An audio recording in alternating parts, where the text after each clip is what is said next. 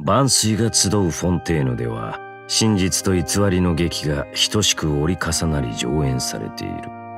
だがその茶番に満ちた舞台の上にはいつも場違いなほど厳粛な者がいた。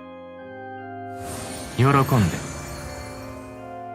ヌビレットは水元素力の扱い方を熟知している。その力はおそらく公正な判決を下すための資質にも通じているのだろう。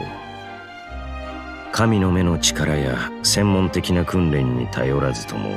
ヌビレットは常人を超える潜水技術を持つ。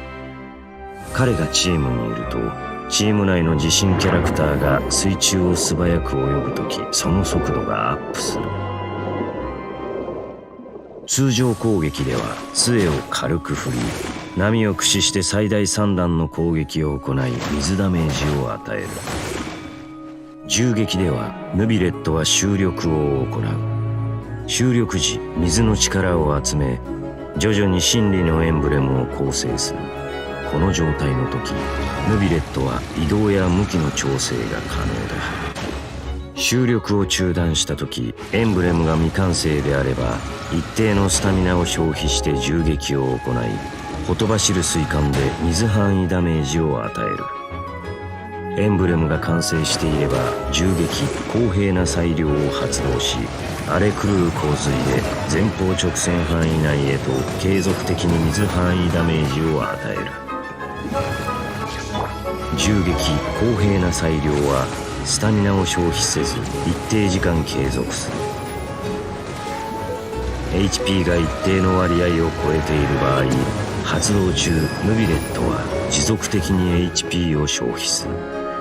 天賦古海軽視の権威解放後チームにいるキャラクターが敵に蒸発凍結感電開花水元素による拡散及び結晶反応を起こすとヌビレットに一定時間継続するイリュウの栄光効果を付与し銃撃公平な裁量のダメージがアップする。これは最大3層まで重ねられ生成された効果は元素反応ごとにカウントされる。元素スキルでは立ち騒ぐ滝を降らせ自身の HP 上限をもとに前方の敵へ水範囲ダメージを与える。敵に命中後近くに元水の雫を3個生成する。銃撃による収力時一定範囲内の元水の雫を吸収できる。元水の雫を1個吸収するたびにエンブレムを構成する速度が速まりヌビレットの HP を回復させる。また一定間隔ごとに立ち騒ぐ滝を降らせた後に敵を貫く霊速のトゲが生成されプネウマを帯びた水ダメージを与える。放末となるがいい。元素爆発ではほとばしる怒涛を放ち自身の HP 上限をもとに水範囲ダメージを与える。その後近くに流れ落ちる滝を2つ発生させ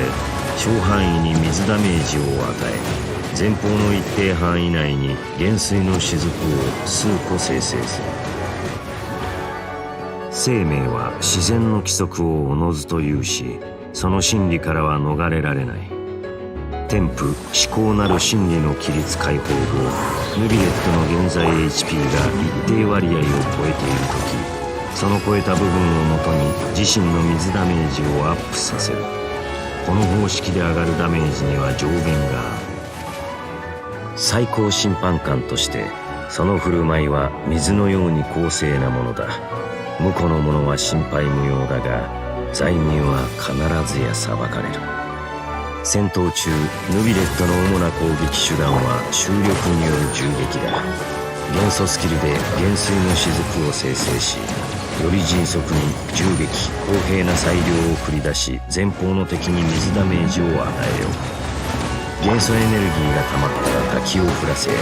元水の雫をさらに生成する。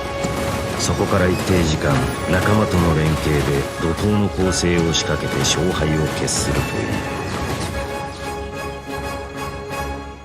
ヌビレットの立場からすれば今この大陸で起きているあらゆる紛争はまるで舞台上の喜劇と言える。彼らに属さぬ領地を奪い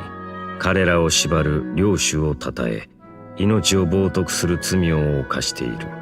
だが彼は冷淡な傍観者ではないようだ。その経緯を知ろうとしている。